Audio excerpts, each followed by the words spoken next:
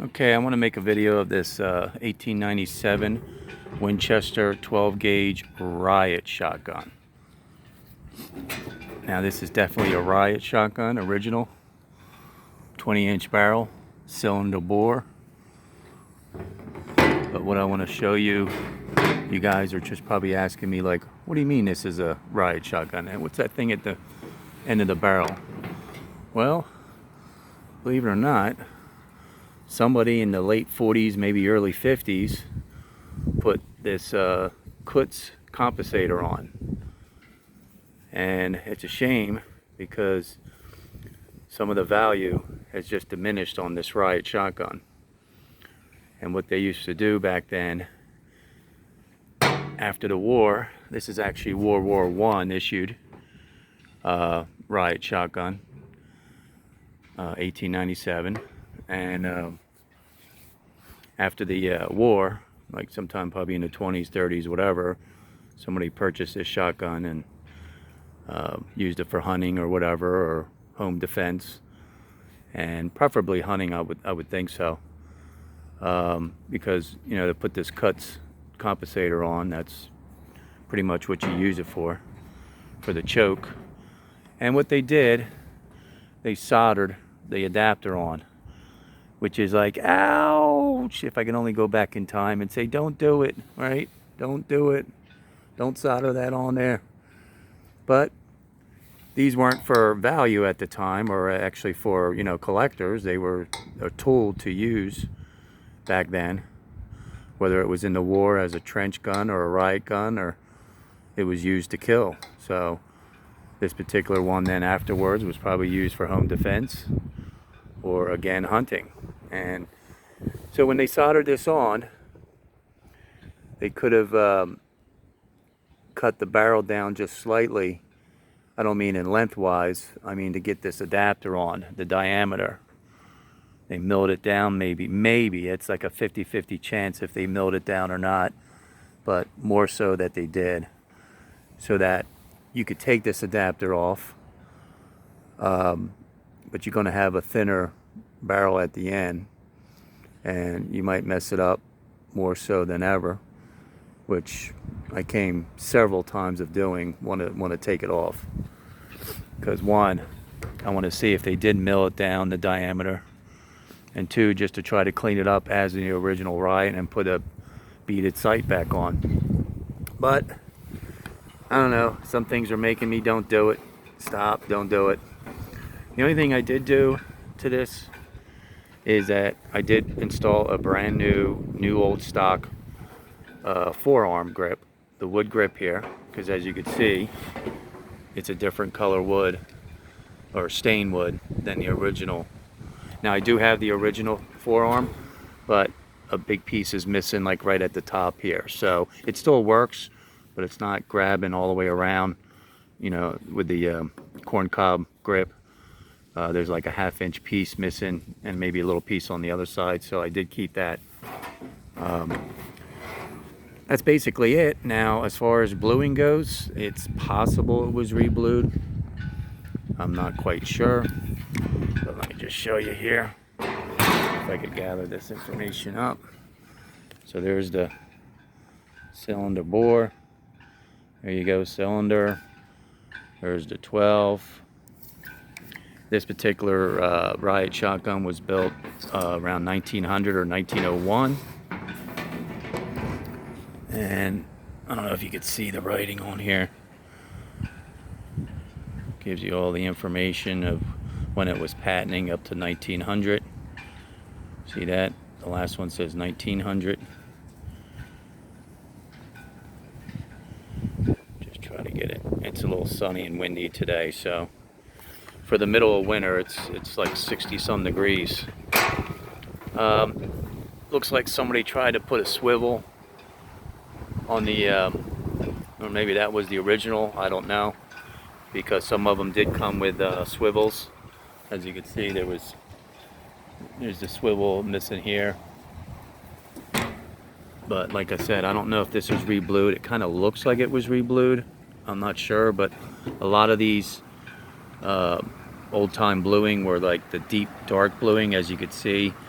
Sort of like my old Colt has the nitrate bluing, and you can see it's like the bright blue in a sense. So it's possible that it's original. Now I want to show you what's going on here with the serial number. See that?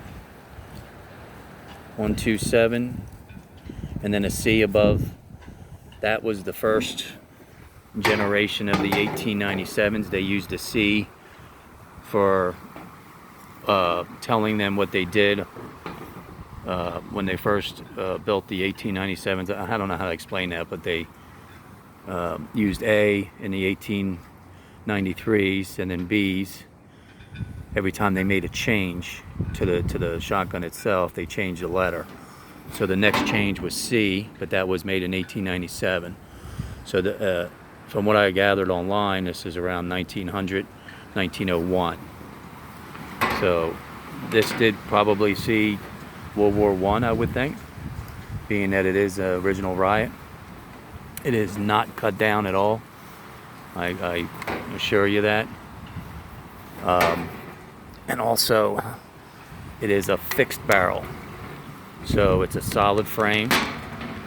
As you can see here, it's not a takedown model. It's definitely not a takedown model. So these are a lot rarer than the takedown models.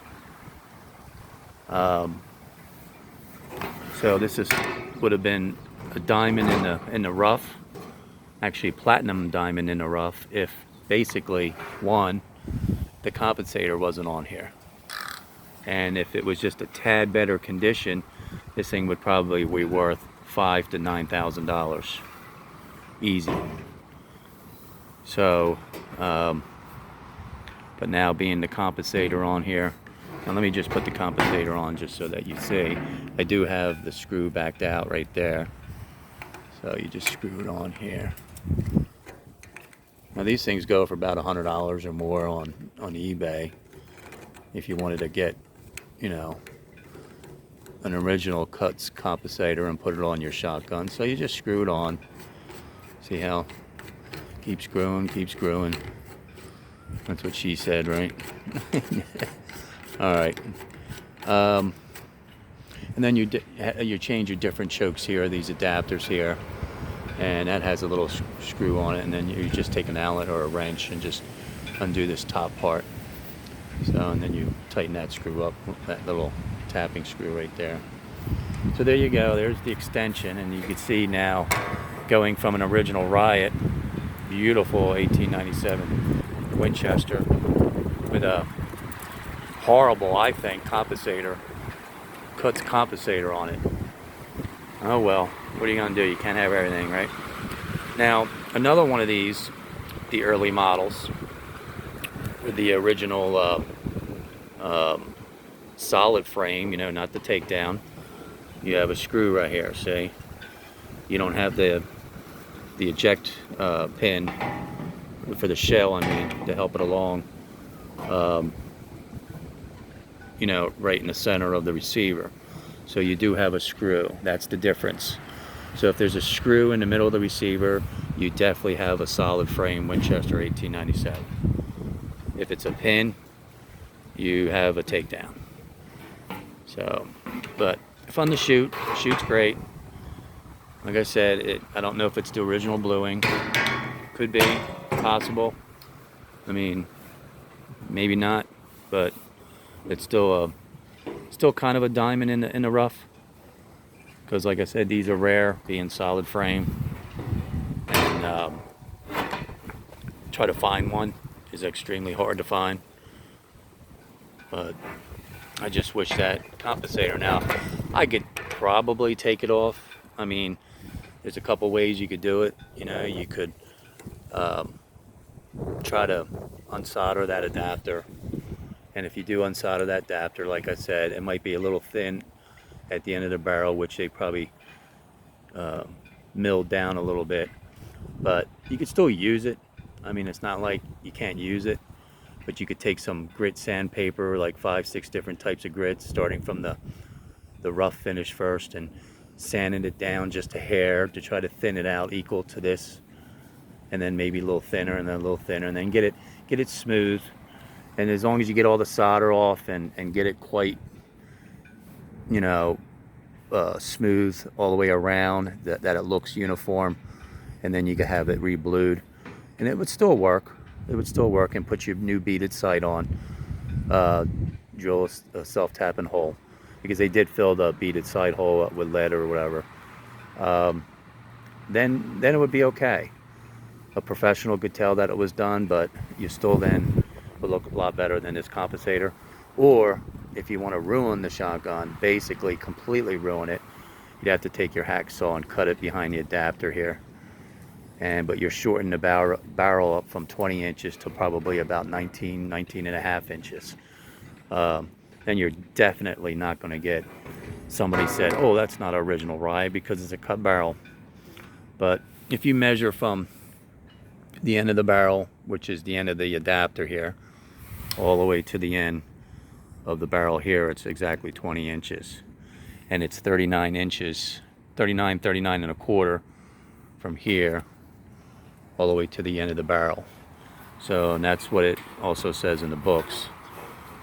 They did not stamp any stampings for World War I, like your flaming bomb on a lot, most of these, or I think until World War II. So if you do see one, don't get all like panicking and saying, oh no, that's not original RIOT, because there was no war stampings on here for the US bombing or the flaming bomb. But what I might try to do is keep looking on eBay and maybe some other online rare internet sites that do sell some of these parts, because they're getting really hard to find, and try to get a used forearm that periods the date to this particular shotgun, like the early 1900s, because this is a corn cob, and it has the screws. So it has 3 screws, as you can see, 1, 2, 3, and that's the ones that I have to get, or the one I have to get to match this, instead of having a brand new old stock that was probably made in the 50s or 60s or whatever, like I said, or try to match it up with some darker stain. But the more you tinker with it, the more it deters a little of the value, and I'd rather just keep it the way it is. So you can see that's just a tiny little butchered up the screw here with the trigger screw, where the pin goes through right here. The locking pin screw, I'm sorry, right there. See, there's the pin, and then that's what, I'm doing this with one hand. That's where the screw is to hold the locking pin on. Alright, so there you go. If you have one of these, like I said, you better buy some parts, because one day soon, within 2 to 5 years, it's going to be extremely hard to get these parts for this particular shotgun, which is people are going to want, since the population's growing.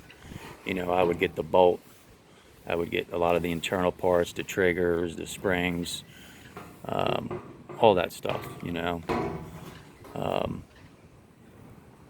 hammer, etc. Just pick up a bunch of parts so that you'll have it. You'll have it with it. I know they're getting a little bit more expensive as time goes on, but one day you're definitely not going to get them. These run about $150, $180 just for the stock alone, if you could find one in decent condition. So there you go. That's the Winchester 1897.